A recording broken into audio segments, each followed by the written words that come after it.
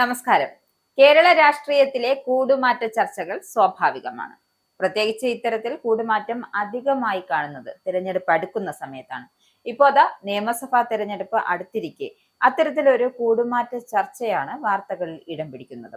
കോൺഗ്രസിൽ ചേർന്ന CPM മുൻ MLA ഐഷ പോറ്റി BJP-യിലേക്ക് വരാൻ ചർച്ച നടത്തി എന്ന വാർത്തയാണ് ഇപ്പോൾ വൈറലാകുന്നത്. BJP കൊല്ലം ഈസ്റ്റ് ജില്ലാ ജനറൽ സെക്രട്ടറി വൈക്കൽ സോമനാണ് ഐഷ പോറ്റി ചർച്ച നടത്തിയ കാര്യം വ്യക്തമാക്കിയിരിക്കുന്നത്. ഐഷ പോറ്റി തിരുവനന്തപുരത്ത് വെച്ച് BJP നേതാവുമായി കൂടിക്കാഴ്ച നടത്തി എന്നാണ് വെളിപ്പെടുത്തൽ.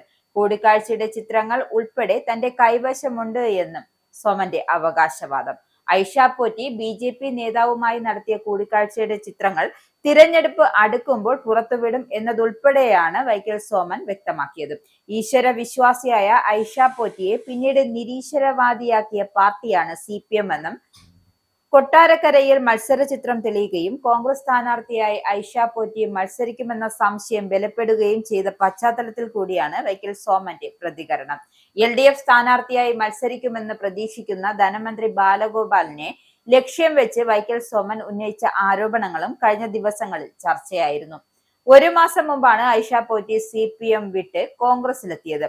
3 തവണ കൊട്ടാരക്കര MLA ആയിരുന്ന ഐഷ പോറ്റി 5 വർഷത്തോളമായി CPM-മായി അകൽച്ചയിലായിരുന്നു. അതേസമയം താൻ കോൺഗ്രസിൽ ചേരുന്നതിന് മുമ്പ് മറ്റു പല പാർട്ടികളും തന്നെ സമീപിച്ചിരുന്നു എന്നും കൂടിക്കാഴ്ചയുടെ ചിത്രങ്ങൾ കയ്യിലുണ്ടെന്ന അവകാശവാദവും അവർ തള്ളി.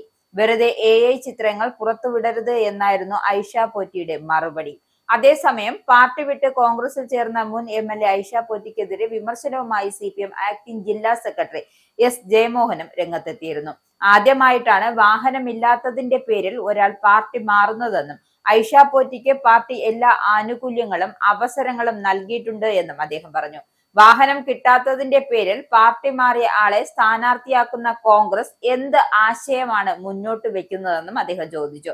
ഐഷ പോറ്റി പറയുന്നത് സഞ്ചരിക്കാൻ കാർ അനുവദിച്ചില്ല എന്നതുകൊണ്ട് മാറി എന്നാണ്. ഒരു രാഷ്ട്രീയത്തിൽ അങ്ങോട്ടും ഇങ്ങോട്ടും മാറും.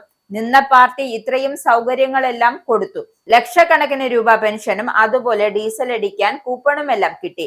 ഇങ്ങനെ സൗകര്യങ്ങൾ ലഭിച്ചാൽ ഒരാൾ ഒരു വാഹനം കിട്ടിയില്ല എന്ന കാരണത്താൽ പാർട്ടിയിൽ നിന്നും മാറുകയും വാഹനം കിട്ടാത്തതിന് മാറിയ ആളെ അപ്പോൾ തന്നെ സ്ഥാനാർത്ഥിയായി പ്രഖ്യാപിക്കുകയും ചെയ്യുന്നതൊക്കെ രാഷ്ട്രീയ വിരോധാഭാസമായി മാത്രമേ കാണാൻ സാധിക്കുള്ളൂ എന്നാണ് വിമർശനം.